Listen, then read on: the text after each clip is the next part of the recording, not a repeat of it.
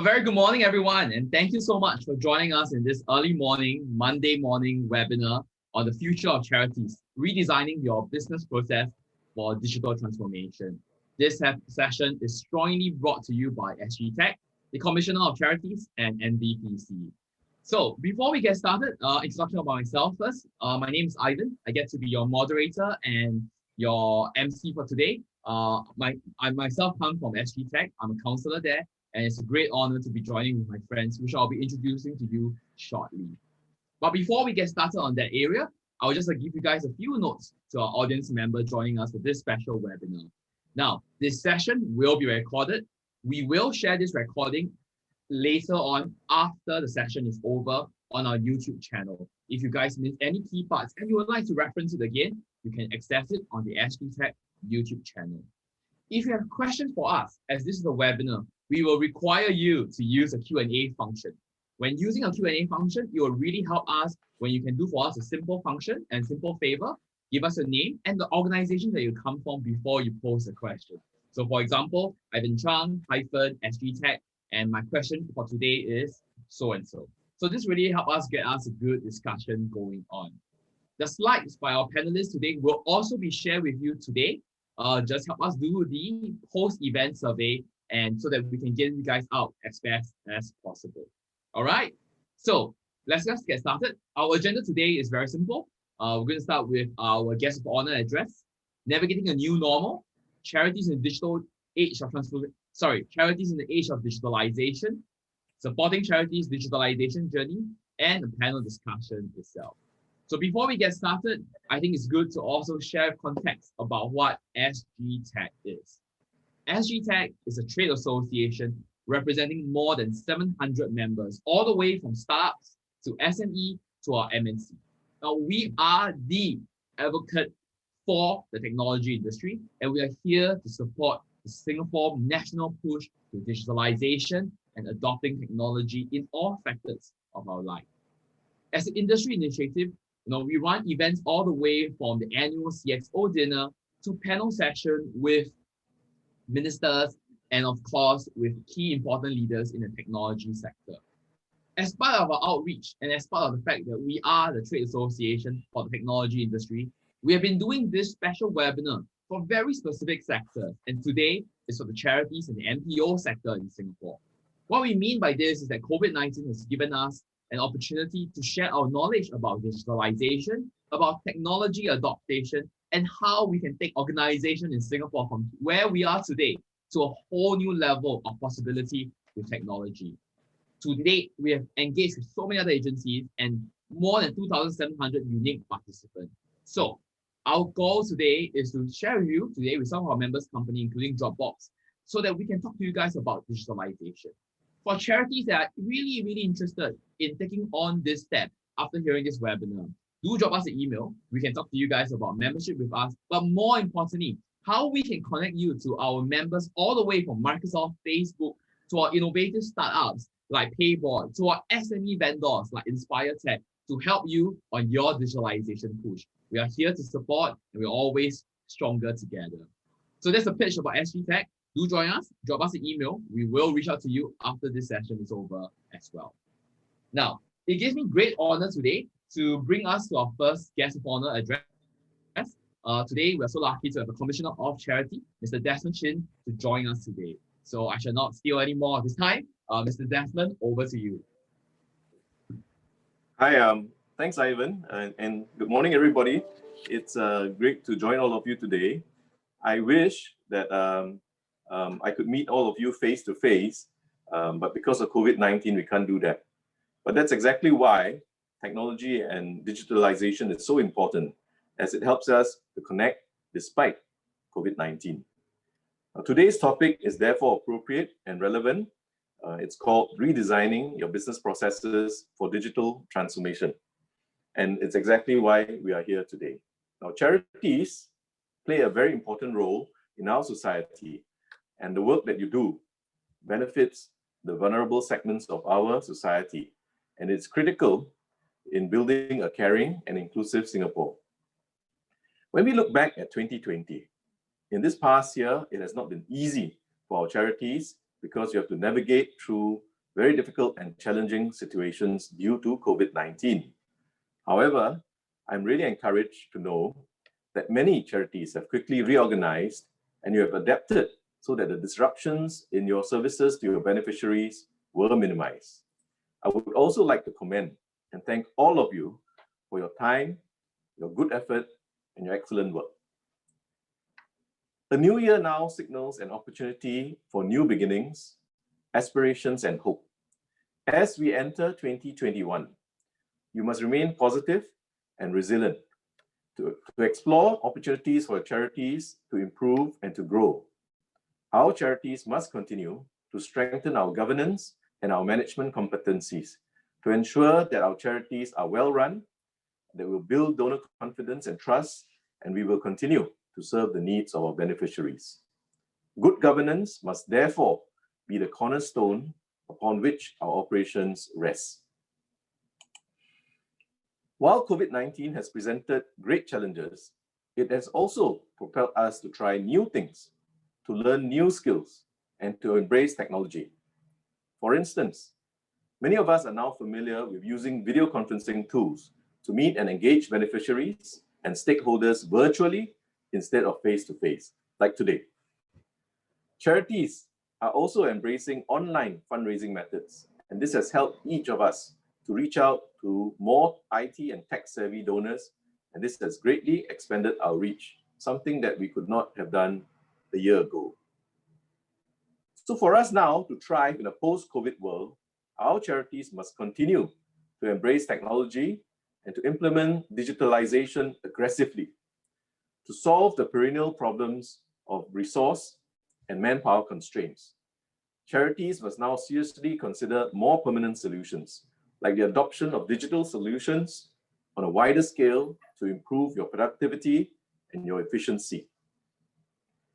Digital adoption could be in the areas of governance, of management, and operations capabilities, where digital solutions are used to improve our work processes in areas such as accounting, human resource, and volunteer management.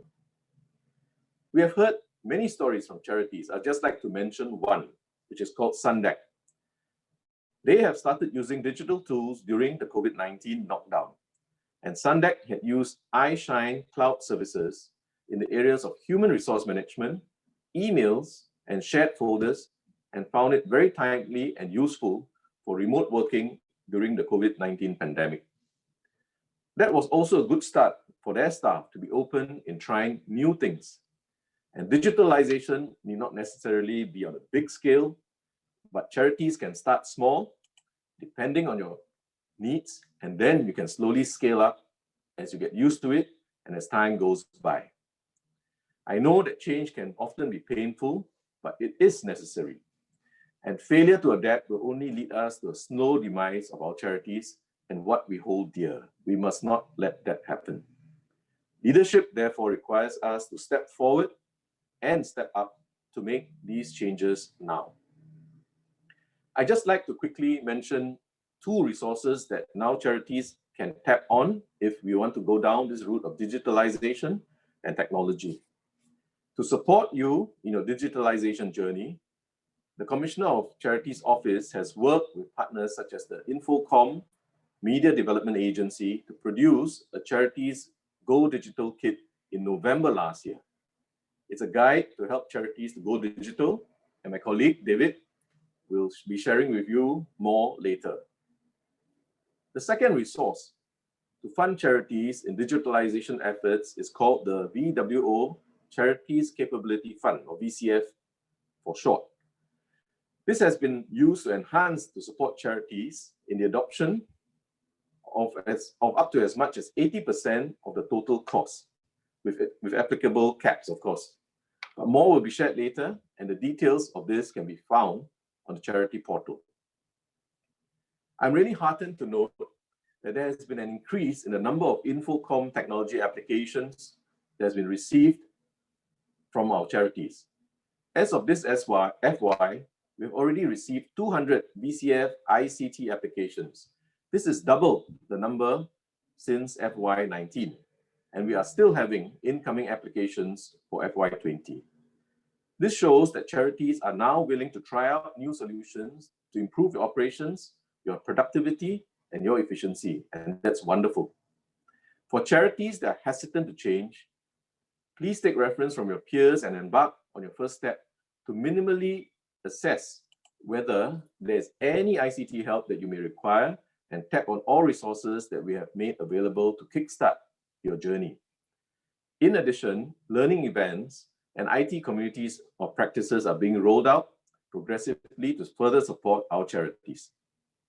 Together, we can build a thriving and trusted charity sector. I would like to thank all charities for your hard work once again. To further enhance your good work and to be able to serve your beneficiaries better, I strongly encourage all charities to consider digitalization efforts for your charities and to utilize the various resources available, be it funding, guides, codes, and learning events. Change is necessary, and if we want to thrive, our charity leadership requires that we step up and make these necessary changes and adjustments now, so that we are prepared for a new COVID-19 environment that is just around the corner. Last but not least, I would like to thank SGTech, NVPC, and our 3 speakers for putting together this webinar. I hope you have a fruitful time and you'll take this opportunity to learn, to share insights, and to enjoy the robust discussions with our 3 experienced panelists that will be coming on later. Once again, may I wish you a wonderful day and a great week ahead.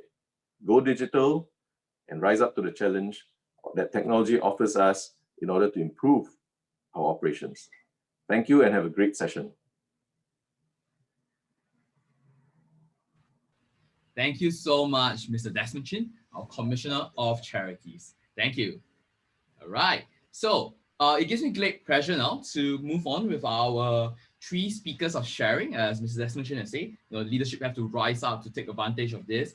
I'm very pleased to have our first speaker coming from the sector himself, Asher. Now, Asher is the founder and current executive director of LIMITLESS.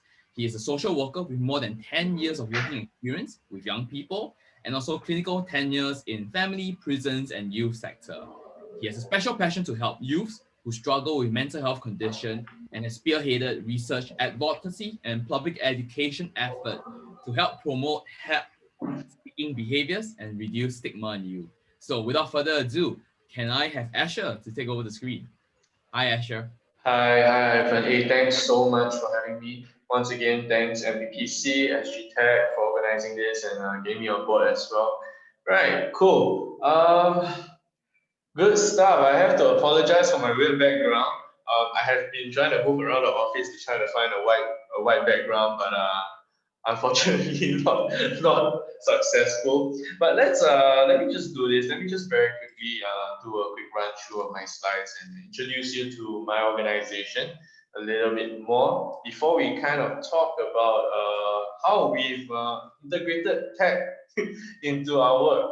Cool. So I run an organization called LIMITLESS. Right, LIMITLESS is a youth organization, a non-profit organization that was founded with the vision of building hope, worth, and empowering the next generation to live destiny-filled lives. Right. So we work primarily with youth from the age of 12 to 25 years old, set 1 to 25, who struggle with mental health issues. We provide casework, provide therapy, and we even do outreach into work as well. Right, so a little bit more about us. Our vision, as you could see earlier on, is to build hope, worth, and destiny in the young people's lives. But at the same time, our main vision is to end powerlessness youth brought about by mental illness and sometimes also poverty and social exclusion as well. Yeah. So how we do this is this, we primarily work in a one-to-one setting with our counselors and youths as well, especially the youths who struggle with their mental health. This is done through a helpline whereby we provide therapeutic support for up to 2 weeks or 3 weeks even sometimes. I'll talk a little bit more about how we do this later on. It has to do with tech, right? And counseling and casework programs whereby our counselors and social workers work with them. They walk journeys with them for sometimes months and sometimes even years. Yeah, so we are also involved in outreach to public education We run mental health programs for youth, educators, parents, health professionals. Now, this also has to do with our engagement with tech as well. So our work, right, is very much tech supported. So I'll talk a little bit more about that in a little while. Now, the key thing is this, that one of the key tenets of Limitless work is that we strive to provide barrier-free treatment for those who cannot afford it, and those who cannot afford it often are youth, which means that the majority of our beneficiaries don't pay for the work that we do with them. Yeah. So you do have an impact, and you realize that you can see the impact of COVID-19 on our work. And last year, it's just been crazy because we had almost a 30% increase in people seeking help, with more than 100 more youths, 140 more youths that came over to seek help as compared to the year before. You see also that there's an increase in suicidality in the youths that we work with. So there is quite a bit of impact that we have, and we've been quite impacted also by COVID-19, which also means that our staff have also been more and more tired, and it's we have been relying on tech to kind of survive,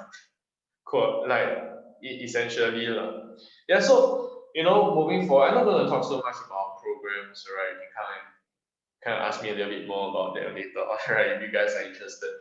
But you guys can connect with us. This is our connect points. You can see you have our email address here and our Instagram. So let's talk a little bit more about how we work and how we have gone digital. Now I say this that the Limitless from our start, 4 years ago, has always been paperless, right? We have never once gone paper, right? And we've always functioned paperlessly. Now, this helps us quite a bit because the way our clients, the way that our caseworkers and counselors work is that they move around Singapore, and they reach out to youth where they are, and they kind of meet the youth where they are. They do their counseling sessions in Starbucks, they do their counseling sessions in Voidex, right? And they do their counseling sessions online. And being paperless also facilitates the free movement of our clinical and RA staff, empowers our staff, right, to work from home and be flexible with their own time.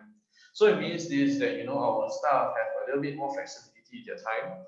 Certain clients require us to go and meet them, at night, right? And that means, right, that our staff, right, will have the flexibility of moving out in the evenings, sometimes starting work a little bit later, and they don't have to carry case files with them.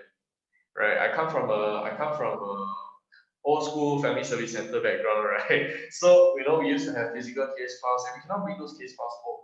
Which means this, that when we don't have access to our case files, it means that it's a bit difficult for us to have to do our administration very quickly. So what we do, right, is that we then, right, also realize that we don't want to build new technology. There is no point, I feel, in building too many new technologies because we have many good existing technologies, right? So some of the existing technologies that we adopted immediately at the start were WhatsApp, right? Google Drive and Dropbox. And these three technologies have lasted us until today. And what I mean by that is this. When we talk to our youth, when we engage our beneficiaries, the majority of the time, we do it through WhatsApp. And WhatsApp has many functions. We can do video calls and do our counseling sessions there. We can also engage them via text. And a lot of times, youths don't really like to meet. They don't really like to come to a certain place and have their sessions. They don't really like to kind of even do video calls and phone calls until they trust you. Therefore, the entire rapport building process, right, is done through WhatsApp for majority of our youths. Yeah, so our staff have kind of become experts at youth bingo online engaging youths, right, via text. But at the same time, we also realize that there's really no need to build apps and all that stuff. Now, we have built an app, which I'll show you all later on, right? But, for the majority of things, we don't really need to build new technologies rather than, using whatever is existing. existing right now. So, how do we use our tech to engage clients? I think the first thing is this, what you realize is that there is no walk-in, right? For us, we don't accept walk-ins. Our office is closed to the public, only for clients who come here for counseling sessions, then we open it to them. What we do instead is we do have an intake through our website. And what we invested in immediately right at the start when we started our services is that we put everything on our website. So people want to sign in, people want to come in and seek help, they can come in by our website. We don't have a helpline, we don't have a phone number, which makes things easier for us as well because everything comes in via email and we can kind of like check and kind of at our own time identify and reach out to them. So one of the things that we spend money on, right, the moment we started our services was SEO, right, to push our our website onto Google, ensure that clients can see us, therefore get help from us as well. So if you Google, right, certain keywords, especially like help seeking for like mental health in Singapore, along the lines of help seeking for mental health in Singapore, and Google identifies you as a youth below the age of 25 or 25 and below, Google will put our page, our links on the front page. So that's one of the things that we do as well.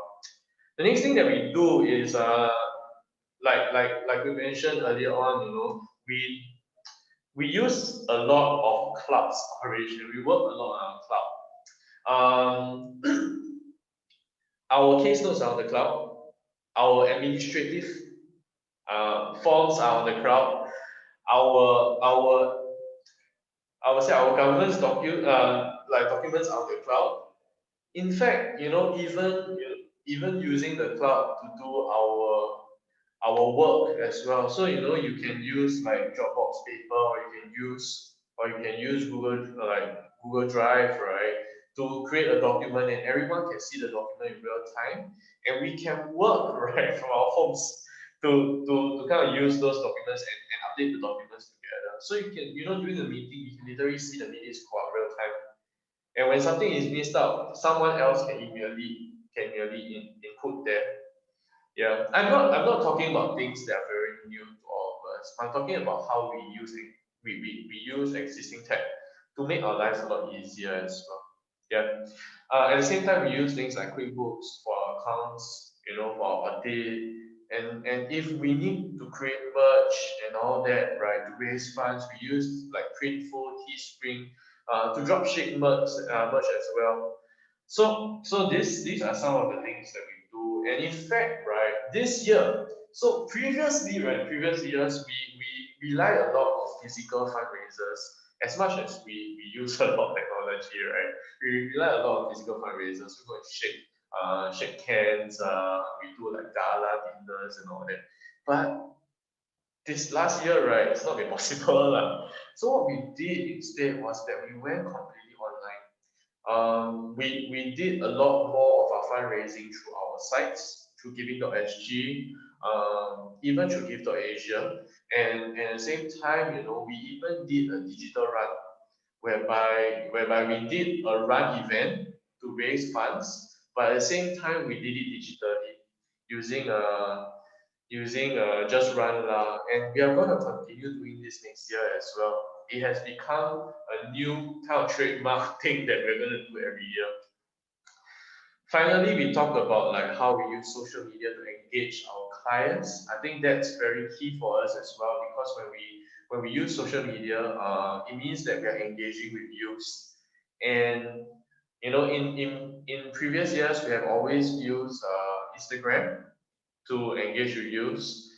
But this year we are starting two new projects whereby we'll be using TikTok to create educational content to draw in youths as well, as Discord to create a platform for youths to come in and not just build community with one another, but also seek help from us, whereby we have a counselor on the Discord platform not 24/7, but as many hours as possible. We're going to aim for something like 16 hours a day to 20 hours a day, to have a counselor like, you know, provide support, real-time support for young people who need help for their mental health as well. Yeah. So, you know, going back to our our engagement with our existing clients, I would say this, that we were using video calls long before Zoom came about, and previously before Zoom came about, we were using WebEx, we were using WhatsApp, as well as using Skype to do our sessions. But you know, once Zoom came about, it was a lot easier to just tap onto Zoom and move over as well. Yeah, so one of the initiatives that, you know, in closing, one of the initiatives that we use that we have actually created on our own in terms of tech wise, and in fact it's the only one that we have kind of spent a little bit of money to create, is an outreach app that is more quote unquote like a game or a visual novel. I'm going to show it to you all right now. If you would like to download it, you can kind of scan the QR code. So what we have done with this is to gamify what a day in the life of a youth with depression looks like. And if we think back to our childhood, most of us will have those choose your own adventure books.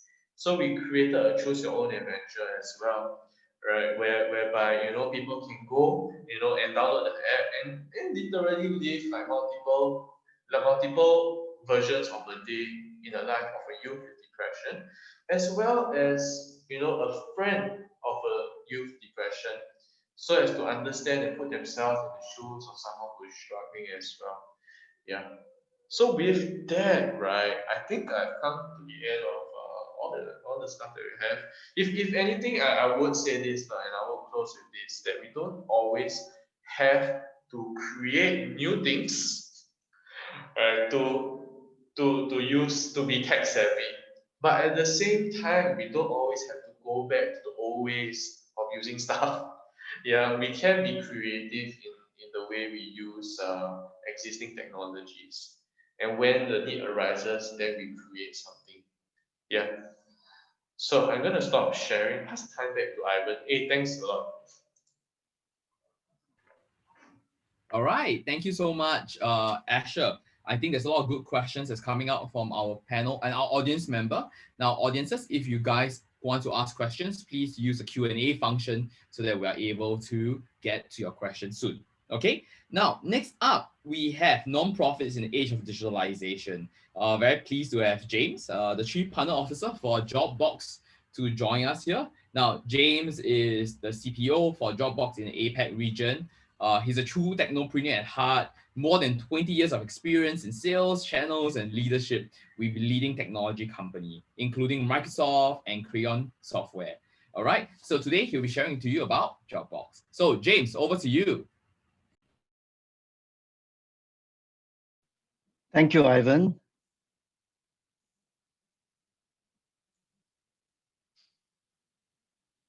Good morning, everyone. First of all, I'd like to thank Mr. Desmond Chin, Commissioner of Charities, SGTech, and MVPC for having me here to speak to all of you. At Dropbox, working with charity is very much ingrained in our company's DNA.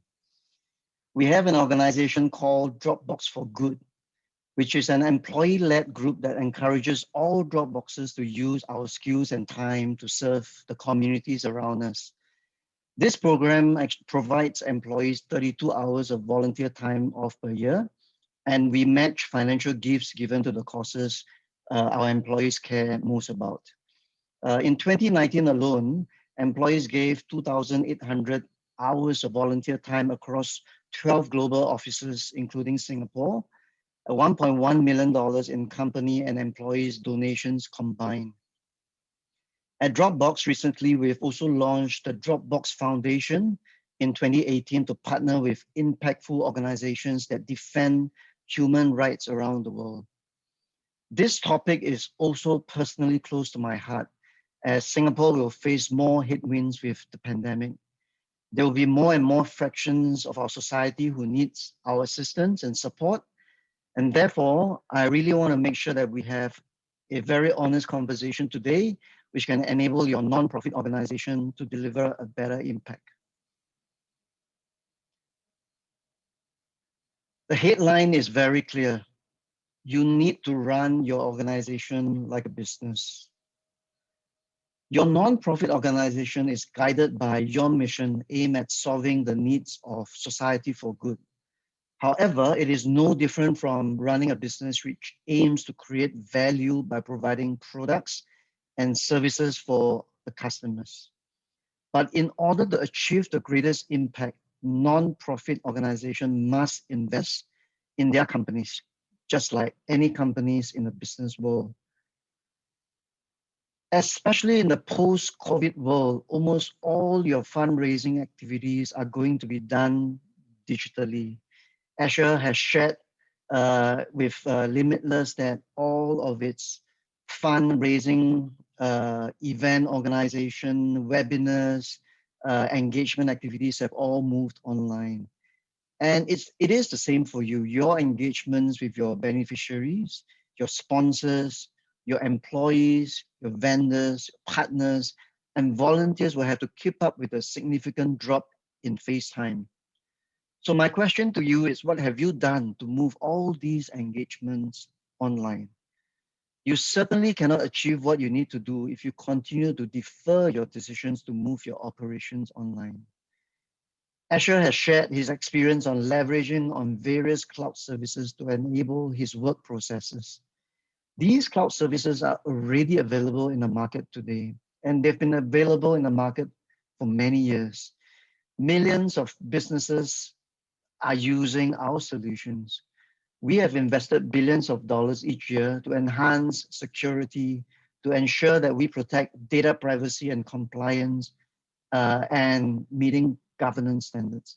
All these are extremely important for you as an MPO. At Dropbox, we have worked with many MPOs to transform their operations. Over the years, we have seen many organizations falter and fail because they do not have the right optics and processes to manage their operations until it is too late. Very often we see these organizations have been running their operations on paper, on Excel, and on consumer services which are not built for businesses. The world we live in is in a VUCA state. So what is VUCA? V-U-C-A. Stands for volatile, uncertain, complex, and ambiguous. As a business, you need to be able to react with speed and agility, and your actions need to be supported by data. If you do not have either of this, you cannot scale to provide to society good you aspire. Mr. Desmond Chin spoke about being resilient during these times, but more importantly, embracing technology to improve the way we work today through digitalization. So if you look at the figure here that I have below, you look at the digital transformation journey that you will have to go through. Empowering your employees. Your employees are the touch points that you have with all your stakeholders. So if you keep everything offline in a specific hardware or in files, you will not be able to empower your employees to do the work they need to do. For example, Asher talked about how his colleagues are using digital tools for case management, for uploading, their findings or their records with their patients or their clients. Can you imagine if all these are spread all over the offices with different case managers updating on paper and not being able to sync up? What kind of services are you able to provide to optimize your engagements with the patient that needs your help most? And engaging your customers.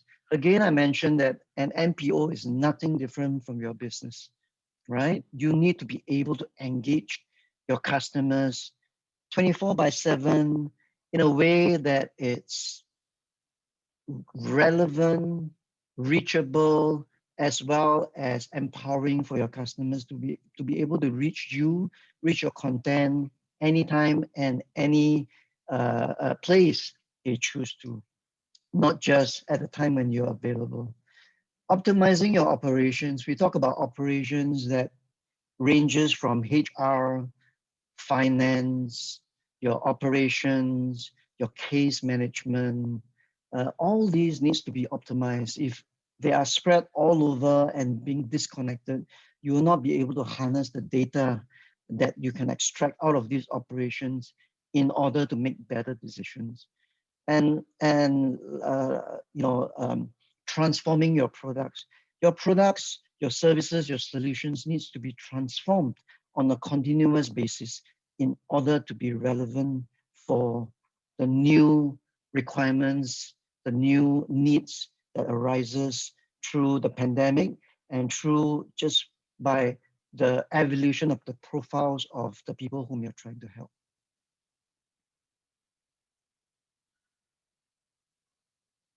So what do you need to do? First and foremost is your mindset. As the leader of your organization, you need to lead this mindset shift for change. This is going to be a transformation which will determine your growth path. Ivan spoke about the unlimited possibilities for Singapore companies brought about by digitalization. Be very vigilant to review your business, operations, and the talent in your organization. Do a very honest SWOT analysis, strength, weaknesses, opportunities, and threat.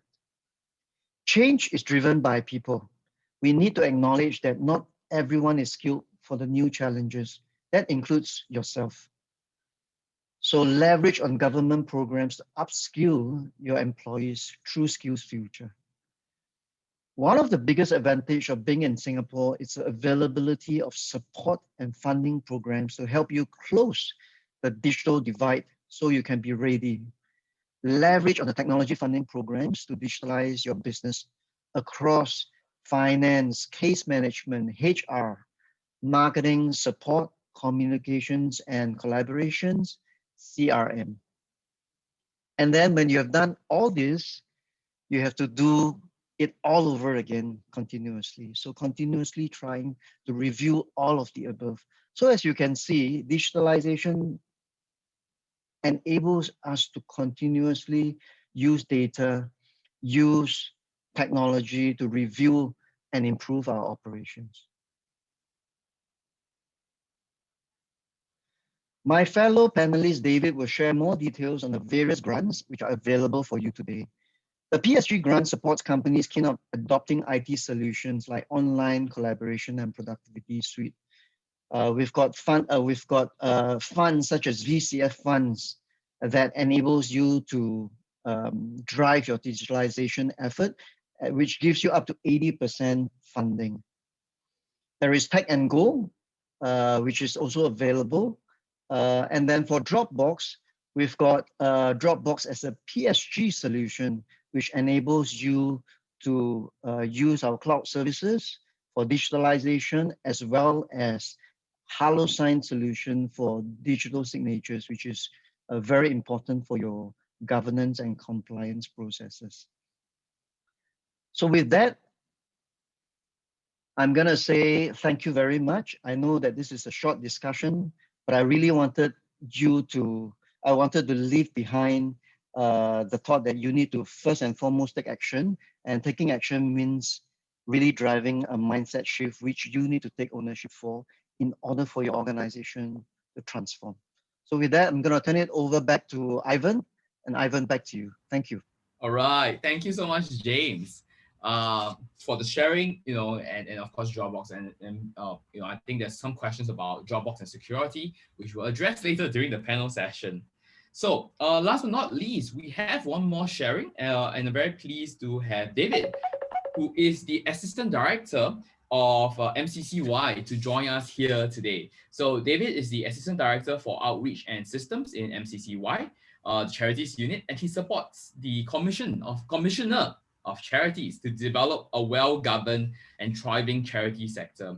He has more than 8 years in the ICT sector, which I think this will be so comfortable for him. So David, over to you.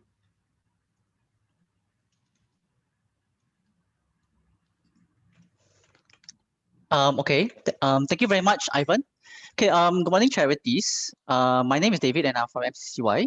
So today I'll be talking about how we can support your digital journey. So why are we going digital? So technology has helped us to navigate the pandemic, and many of us have witnessed the change in user patterns with social distancing measures such as the safe entry and contact tracing. And people are using their digital devices more than ever. So a recent report published by Google, Temasek, and Bain Company shows that more than 40 million people in the Southeast Asian region are connected to the internet for the first time in 2020, which is 4 times more than many as the year before. So in times like this, messaging and conferencing tools help to keep people remain connected. So last year, Dr. Ang has explained the important concept of 4 Whats to help you tide through resource constraints and manpower. And these are built on the concept of shared. And they are shared resources, shared packages, shared data, and shared solutions. And the more we share, the more the multiplier effect. So the first level is on shared resources. So why develop systems from scratch when you can leverage on available platforms at low costs or even for free? So for example, there are 4 online fundraising platforms under the code of practice for charitable online fundraising appeals. And you can use them to help you raise funds online. And in addition to that, they also ensure transparency and accountability. So the next one is on shared packages, which is based on build once and use many times. So if you really need to build an application, why don't you build on top of someone who already have the package? Many of you need applications to increase productivity, such as the HR management, accounting management, or even volunteer management, and many others. And it makes sense to build the package once every charity can also use them.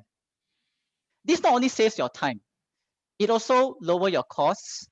So build once and use many times.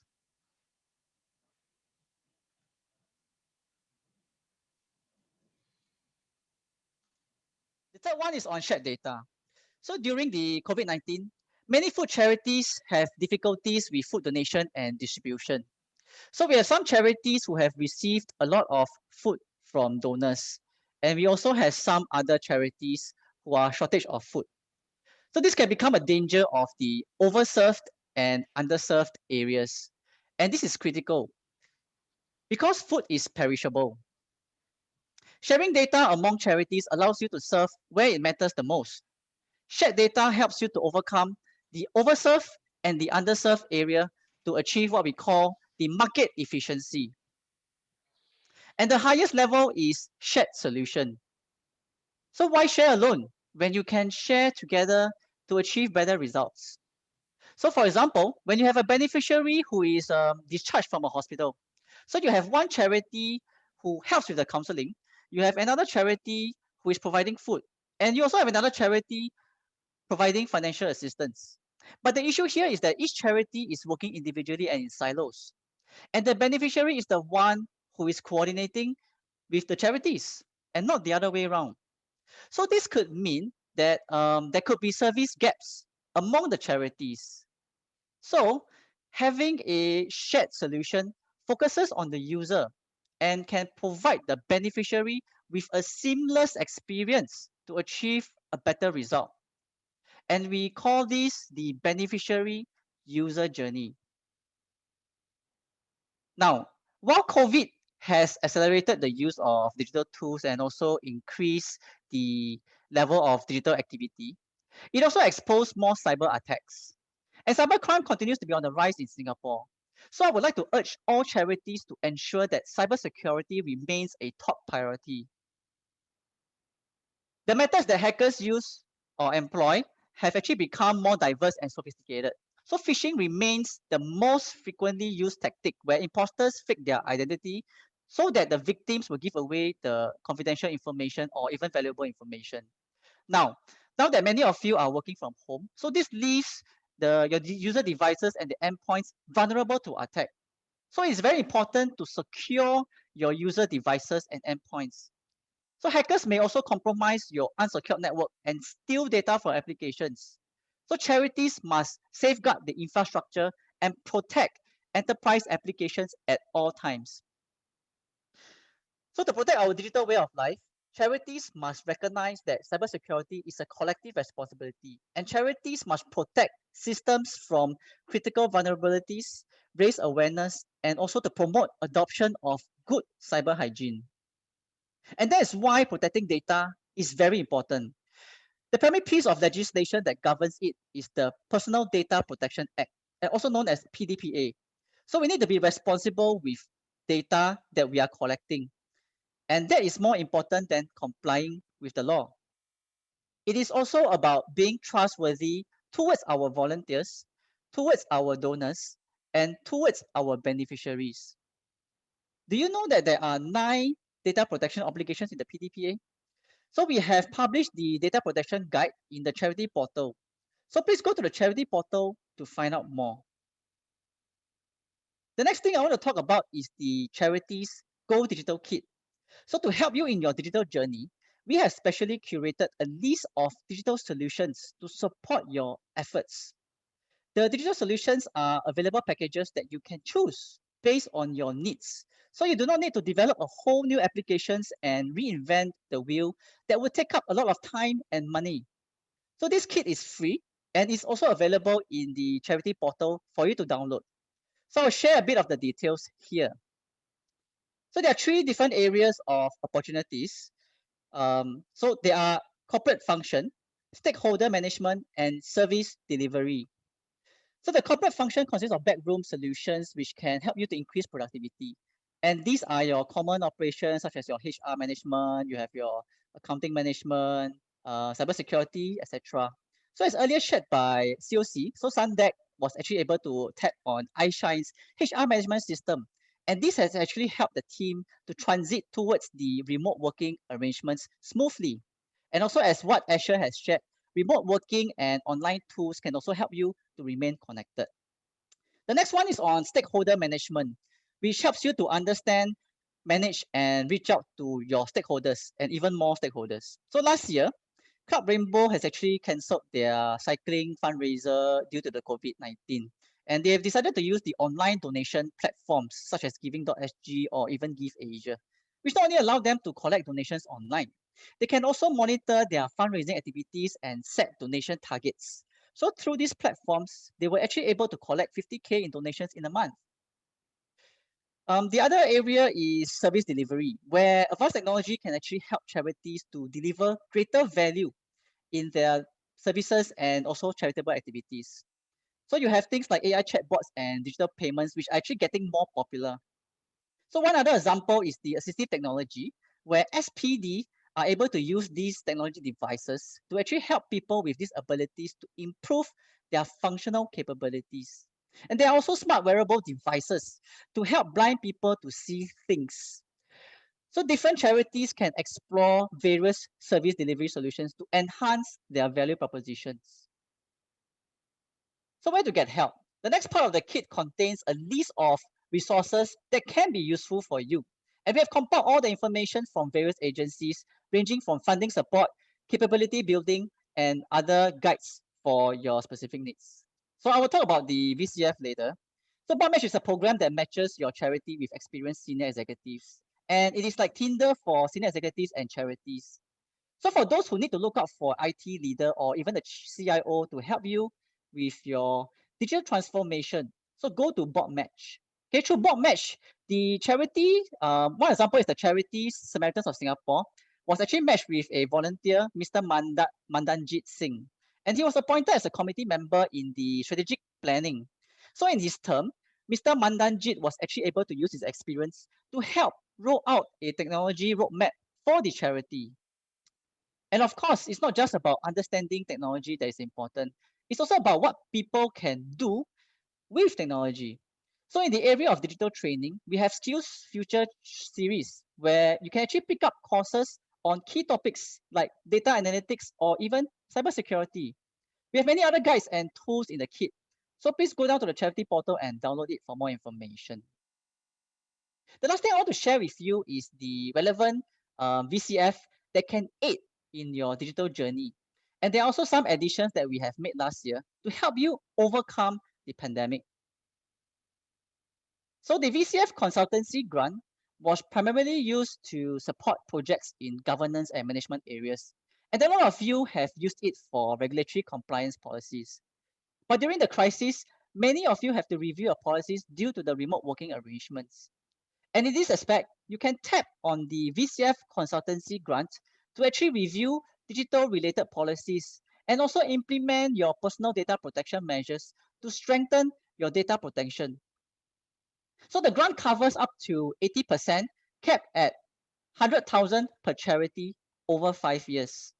Now, if you have a collaboration project that can actually improve charities' productivity and can also benefit many charities, you can also use this grant.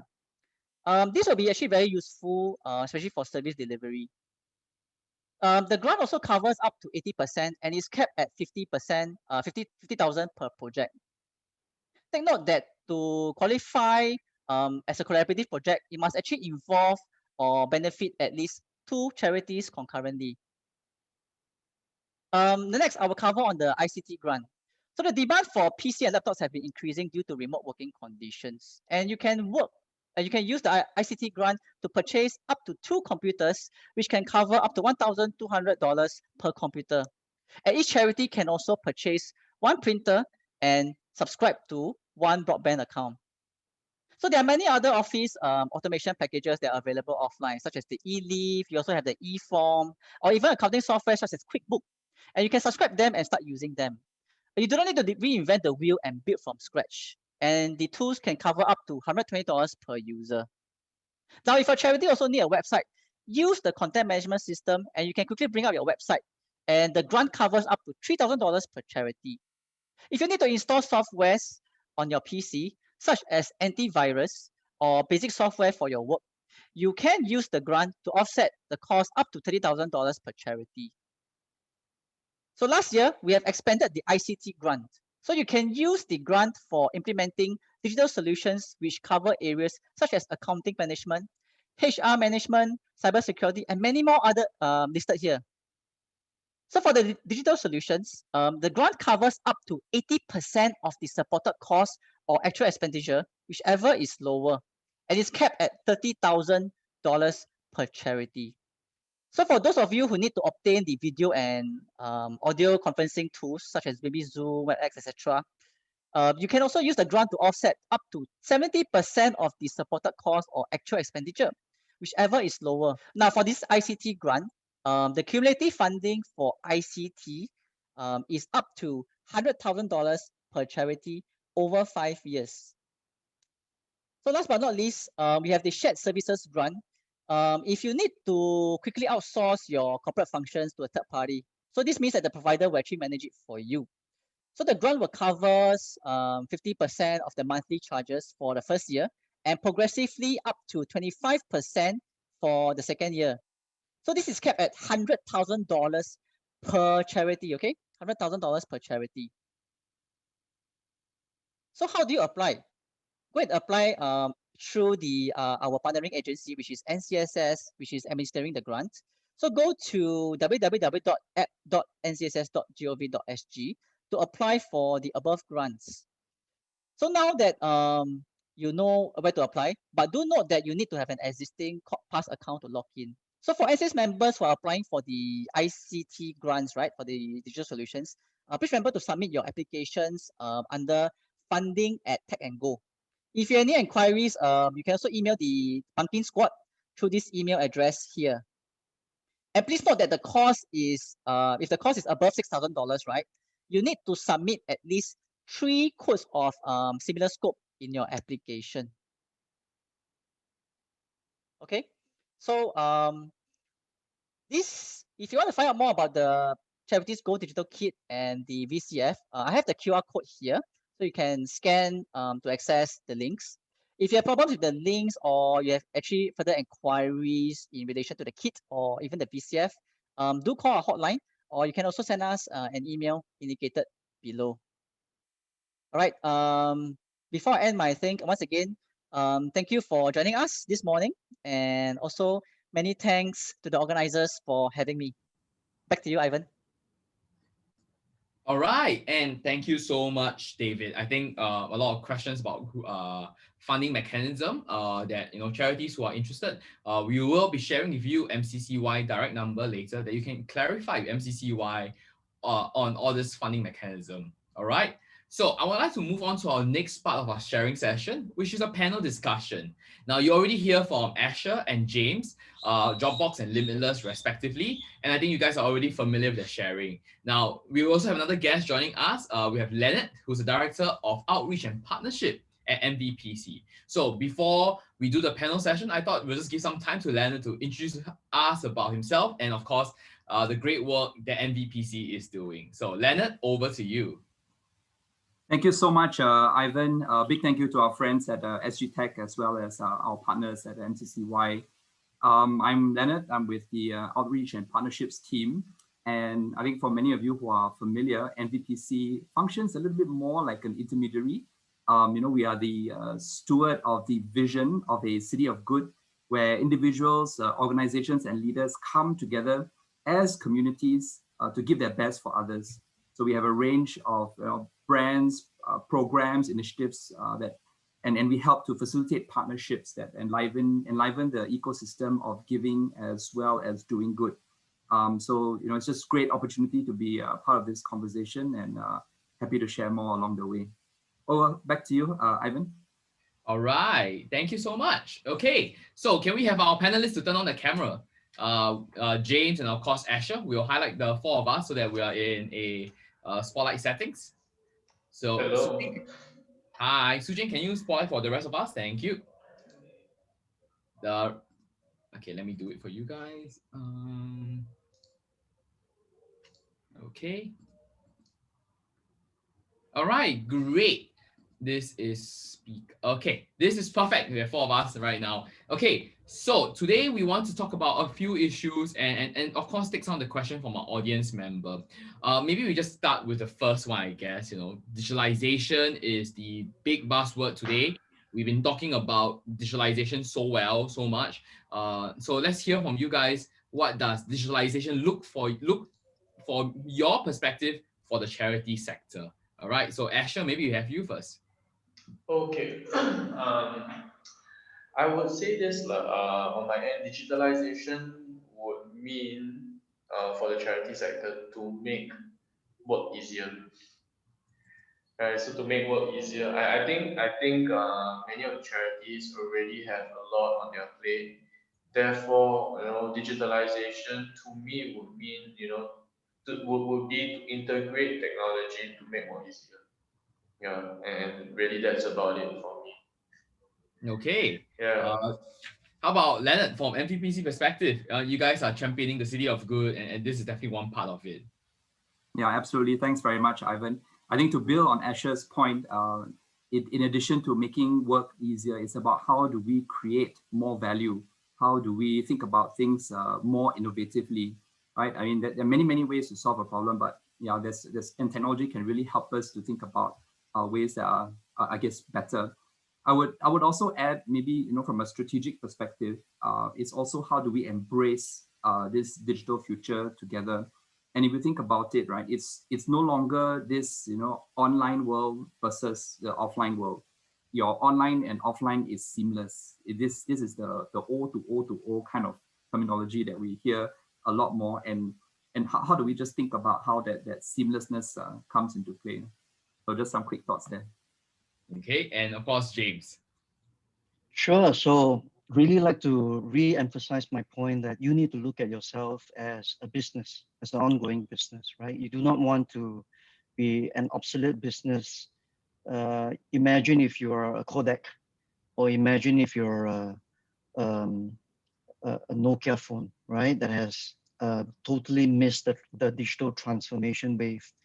That would be an eventual result to your business if you fail to take active steps to digitalize your operations, to engage your stakeholders, to really be transforming the way you work, right? And that is not just from a software perspective, but also from a hardware perspective. And when I mean hardware, I mean ourselves, the people, the talent that you work with, how are you enabling them, preparing your workforce and yourself for this digital transformation. And do not delay this process anymore.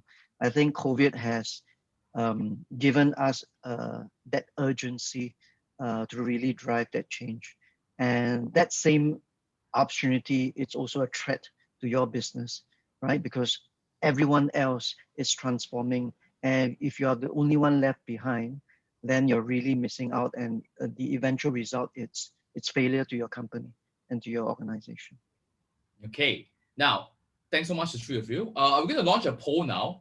As this poll is completely anonymous to our members of audience. It asks you about where you guys are in your digitalization journey, how much funding come from digital fundraising option, and how big a percentage of your day-to-day runs on digital automation. Help us run the poll. Help us with the poll. It helps give us some perspective on who our audience members are. And as you guys answer this poll question, which I'll share the results in a short while, I think we want to take some question. Now, we want to take some security question. Let's get the security question out of the place first. Maybe we start with you, James. A lot of non-profits, much smaller organization, much smaller outfit. So security is top of mind recall, and security is holistic. We're talking about cybersecurity and even using Dropbox. How safe is the file in place? And they don't have that much resources to engage, say, a full-time CIO lah. What can they do that at least reduce the risk, or how should they be approaching security? And we start with you from James, and then we can hear from Asher and Leonard as well. Sure. Thank you, Ivan. And I mentioned earlier when I started the conversation that we need to have a very honest conversation, and security, it's in the core of this conversation. According to a report by IBM, if a company suffers a security breach, it actually costs a company an average of about 1.5 million Sing dollars, right? So there are two areas you want to be concerned about when it comes to security. Number one, is your data safe and secure? Is that being shared? And number two, compliance. Right? At Dropbox, security is in the core of everything we do. In fact, it is so important that it is part of our core value, which is called be worthy of trust. Maybe I'll share a little bit technically on how we manage security. Dropbox is designed with a very secure distributed infrastructure with multiple layers of protection. We actually invest more than half of our annual revenue in R&D. Our files are encrypted using 256-bit advanced encryption standard, and we also use SSL and TLS to protect data in transit. So all these I know, sounds like alien language to you, but these are very, very important security protocols that we adopt, that global cloud companies adopt, right? And then the second thing is about compliance. We are complying with most of the widely accepted security standards and regulations, not just in Singapore, but in the world. So for example, those that are, I'm gonna copy and paste the reference materials for all of you, but just to name a few, SSO 2701, 2717, 2718, we are one of the few cloud companies in the world that also complies with the German BSI C5 standard, the SOC 1, 2, and 3, and then more importantly, the GDPR, which is the European standards for our PDPA, which is what our PDPA is built upon, and then many other security standards, which I'll share later on. And then we talk about data privacy, right? So the most important thing is you own your data, and whether or not it is personal or work information, we are committed to keeping it private. We are not sharing your data with anybody. Our privacy policy clearly describes how we handle and protect your information. And then there is a transparency report and government data reports that we will share with you, upon request, right? So, and to that, Dropbox recently announced the availability of Dropbox password because, research shows that most breaches happen because of weak passwords. So Dropbox passwords essentially means you no longer have to remember all your different passwords anymore by using your Dropbox credentials. So again, I would copy and paste some of the references to you, but this is what I think is important for you to think about. Two areas: is your data secured and safe and being shared, and then compliance to regulatory requirements. Thank you so much, James. And how about Asher? So I think in a group, in the some of the messages you've been replying that you've been using password for your PDF, and you are, I'm not sure whether maybe you're lucky enough to have a big IT department in your team at Limitless, but yeah, if you don't, maybe you can share some color and perspective. We don't have an IT department, so I think we are quite blessed to have very young team. Therefore, they are all quite tech savvy, and we have quite a few tech volunteers who manage quite a bit of our back end and like our security, our SEO and stuff like that. I would say that, you know, for us, we rely on I would say we rely on organizations and using existing tech that has already been proven to be secure. For example, Dropbox, for example, G Drive, for example, you know, WhatsApp, right? And that makes it such that we lower the risk down to phishing, right? And to kind of protect us from even getting phished, all the very important PDPA-wise, all the documents with people's information, they are further password protected. So we use like Adobe, like, you know, to kind of like just create passwords. Microsoft Word. It's very easy to do lah. So we're talking about doing stuff that's doable, doesn't add too much, like, you know, pain to your day to day. Just additionally password protect it, and then of course don't be smart, and when you send the emails, send two emails, or you know, don't always use don't put everything into one email. It's kind of just like very I would say easy to do things that we can do that doesn't require us to have too much effort. Yeah, so just adding an additional layer of that kind of security, I feel makes a lot of difference as well. Okay, so existing as that, I wrote down. So for non-profits, I think technology stack from well-known vendors is one good approach. I think Google Cloud, Microsoft OneDrive, and of course Dropbox itself as file storage option. Existing tools that big boys are doing, Microsoft Office, Google Files, and of course HelloSign are great examples. So that is one way, at least, you know, that you transfer a lot of the securitization of it to your non-profit funds. I think that's a great tip. So for all our charities users as well. And Leonard, you know, from MVPC perspective, anything else to add? Maybe not so much MVPC, but I guess from experience or just a personal perspective and how we think about things in a very, very practical way, right? You know, the security is very much a mindset as well as an attitude. So in the way that you come up with your passwords and you don't write it down and leave it on a piece of paper, or, you know, those kind of, you know, basic sort of habits and how to think about it, and as well as, you know, sort of having a bit of a radar as to when your, you know, certain information is about to be compromised. So I think some of you might have heard recently there have been quite a few WhatsApp accounts that have been hacked, and how they've actually tried to use contacts that you are actually familiar with to ask you for information, like the SMS, 2FR secondary sort of codes and all that. So you should have developed a bit of a sense of, this is a kind of question that is a bit strange. Maybe I should check, you know, as to why, you know, I need to share this kind of data. And I guess over time, it's just building up experience about the kind of questions that should or should not be asked. Yep. Okay. And, you know, I just released the results of the polling question, digital fundraising and stuff. And it seems that, you know, we have a very skew graph whereby a lot of charities feel that a smaller percentage of fundraising comes from online means. You know, I want to point out a statistics from the United States, USAID, right, whereby in the US today, about 65% of fundraising actually don't come from events anymore, but come from online sources, meaning direct to the charities or to some form of donation portal itself. Now, I'm not saying that that should be our benchmark, but looking at the cohort of charities that are here with us today in this session, it seems to me that many are hovering between 0 to 20% or below that, below 20%. So, any thoughts on this? Should Singapore charities be adding more effort into our fundraising and using digital means as our population become more and more digital savvy? Leonard, maybe hear your thoughts on that? Sure.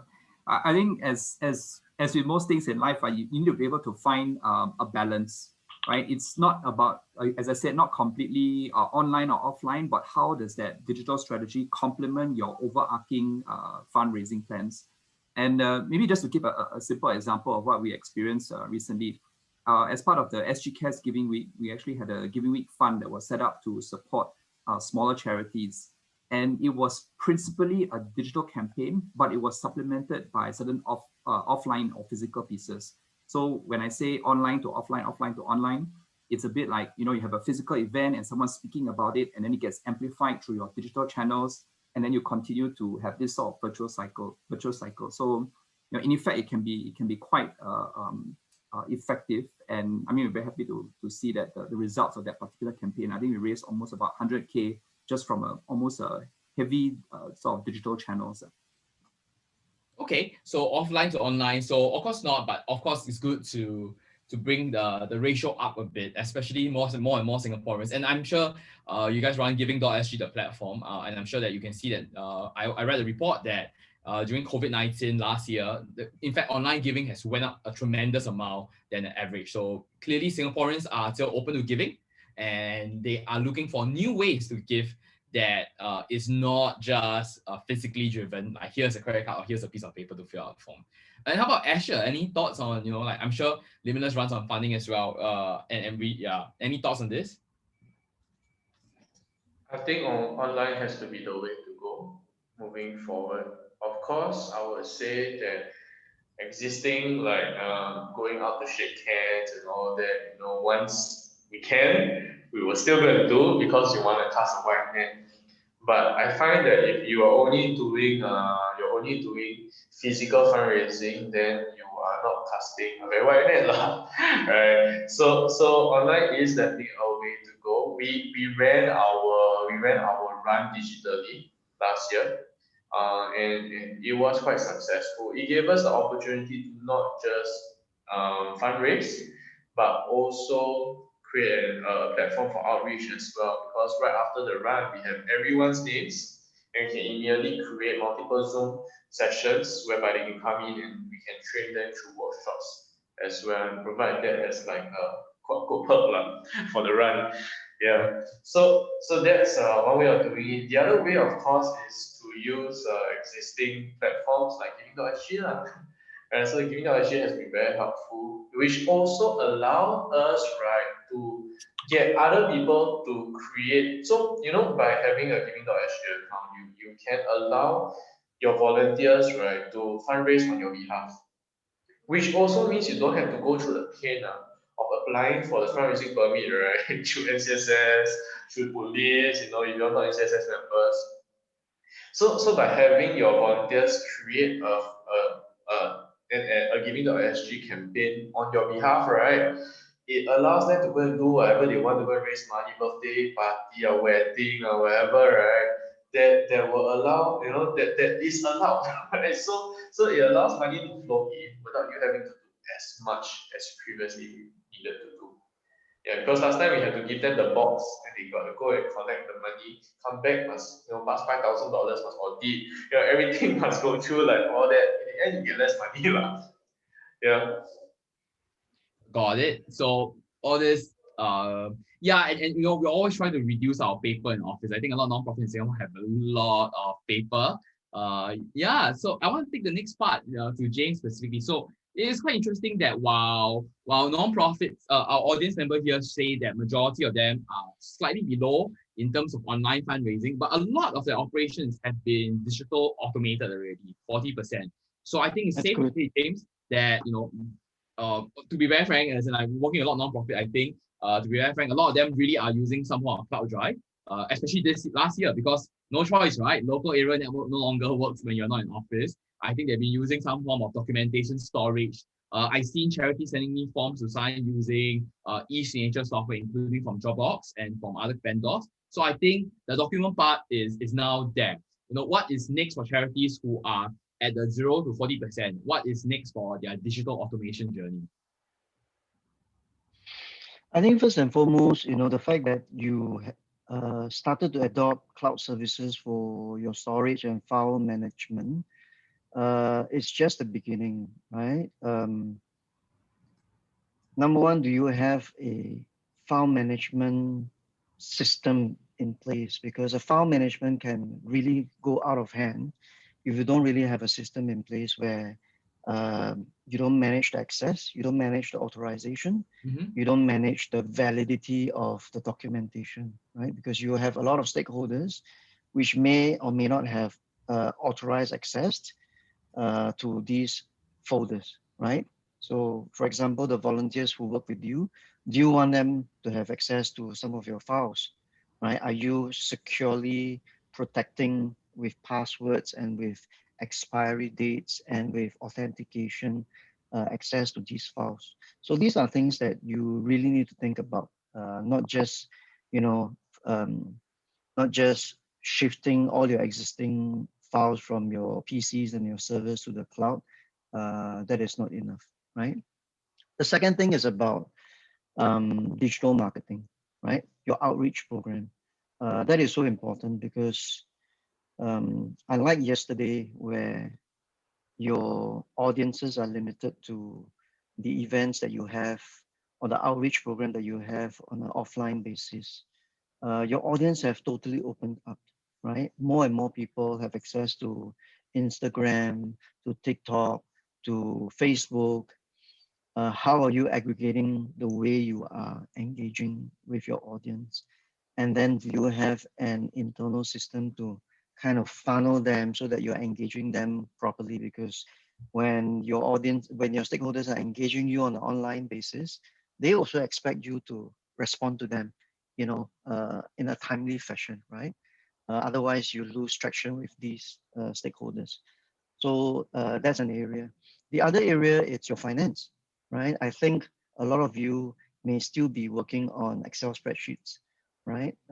It's time for you to move on to accounting software like Xero or MYOB or other software solutions that can help you manage your finance, your accounting, and your governance better. And then as you progress forward, you need to look at your own talent management, right? Because while all of us are here to do good for the society, we all want to be engaged as talents. So how are you engaging your talent, right? A person's volunteerism can only go so far, but you can then motivate them with a proper HR systems, right? So those are the things that you need to look at. And I'm so glad that Desmond, in fact, David has shared all the different modules of work that are covered under the VCF grant, right?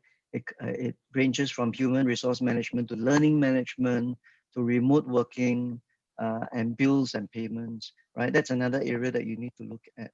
So, of course, you are a non-profit organization and we do not expect you to have the best of IT expertise. So work with an organization, a consulting company that can help you through this process, right? At Dropbox, we have different partners that can work with you, walk you through the journey, and then even pen out what is the framework and the timeline and the process that you should undertake. Yeah, so find out more from the organizing committee, how you can work with some of our local partners that can help you through this journey. We will handhold you through this journey. Thank you, that, hey, no problem, James. I think that's the part, right? A lot of charities need help hand-holding. So, James rattled on a lot of vendors and a lot of things. Yeah, that's one great way, right? SGTech is here to support you guys. If you are interested, we'll show you in our final slide. We will give you. So before I give my panelists a last point to close off for the day. In my next slide, and when we close off this session, we'll give you both our SGTech email and our partners email as well. And as well, we'll be sending you everyone the slides that we shared today.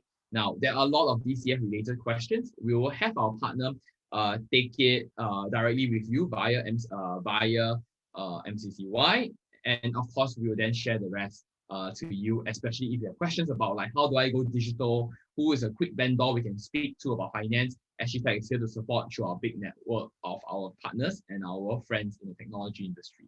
Okay, so to close off today's session, we'll go in one circle, starting with Leonard. Any thoughts for charities to go home today with in digitalization journey? Thank you so much, Ivan. Sometimes the question, the question of how can actually be answered by who, and the ability to be able to connect to different partners is great, and this kind of platforms are incredibly valuable. And we wanted to share that MVPC's Community Matters team also runs a series of tech talks, and that's a great way to connect with other tech companies as well as nonprofits who are on their digitalization journey. So yeah, it's a lot of it is about the who and who you can connect with and learn more from. So that's my parting thoughts. Thank you. And Asher? I mean, coming from a charity myself, I would say that, if anything, just want to drive home the point that you guys don't need to be very tech savvy to to use existing technologies, right? Things like Google can be a bit hard to deal with when you first go on board, but the learning curve is fast. You guys will be able to kind of figure it out very quickly. I think right now we're at a point whereby even building a website has become easy. We have Wix and Squarespace, you can drag and drop. Gone are the days whereby you have to know how to code. Yeah, and if you use the right, just take your time to go and look for the right vendors that you can kind of tap onto. In fact, a lot of vendors also provide, through TechSoup, or even not through TechSoup, but on their own they also provide like free stuff for us. So a lot of you are asking for VCF, right? Actually, you know what? All our stuff we don't use VCF. We have gone directly to the vendors and asked them for support, and they have given it to us. Yeah, so actually, you guys can actually think about doing that as well. So you don't have to be very tech savvy to do this. Just need to ask the right people. Then take some time out to go and try to learn. If you cannot figure it out right, go and send an intern to do it. I figure that they probably, as being very young, right, they should be able to kind of like figure it out for you as well, and they kind of teach you how to do it as well. Yeah. Cool. Learning from the intern, okay. I think actually you're the youngest among all four of us, yeah. So shall not probe more on that, but yes, please do not ask me about how to use TikTok. I have no idea how people use it. But just curious, actually, are you guys on social media? Like, yes, we are. Is it an important avenue that charity should be on social media? I think it depends who you're reaching out to. So, for example, for us, we work with youth, right? So we have to be on social media because we have to engage them somehow. Yeah, but if let's say you're working with elderly, then don't need unless you're trying to use social media to drive donations, and that's a different story. Yeah, so I think it depends what you want to use social media for. Got it. Yeah. And last but not least, thank you so much, James. Any closing thoughts? Yeah, sure. Thank you, Ivan. My Welcome. closing thoughts would be really to take action, but you don't have to do it alone, right? I'm looking at the number of participants. There are more than 200 participants on this webinar alone, right? So I know that this is a closed community. You can group together as a group and perhaps even, ask for help together, right? Because collective knowledge, it's something that it's very valuable. So don't think that you need to take on this journey alone. But as a form of self-ownership, as the leader of your organization, Leonard talks about the importance of mindset shift, right? So you really, really need to develop a new change and challenger mindset. Because if you don't do that, you cannot bring your organization together with you. So take action, develop a mindset shift, and then don't do it alone. do it collectively as a group, and the organizations are here to help you. All right. Thank you so much, James. Thank you so much, Lennon. Thank you so much, Asher, for joining me today. Now, before I open the feedback screen, I think I just want to close it off today. I was looking through the attendee list. I think a lot of you definitely, I know so many of you in our audience today. Thank you so much for being such a great audience. I think I just want to end off on the fundraising antidotes, right? 4 years ago in the charities that, in my favorite charity that I'm always involved with, right?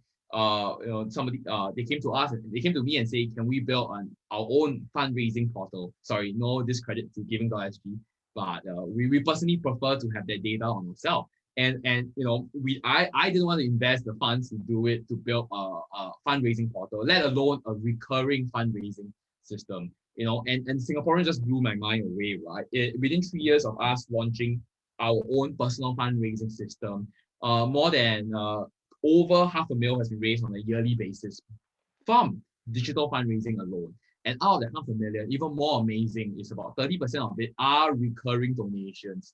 So, today all the buzz is creating a relationship with a donor for a recurring system.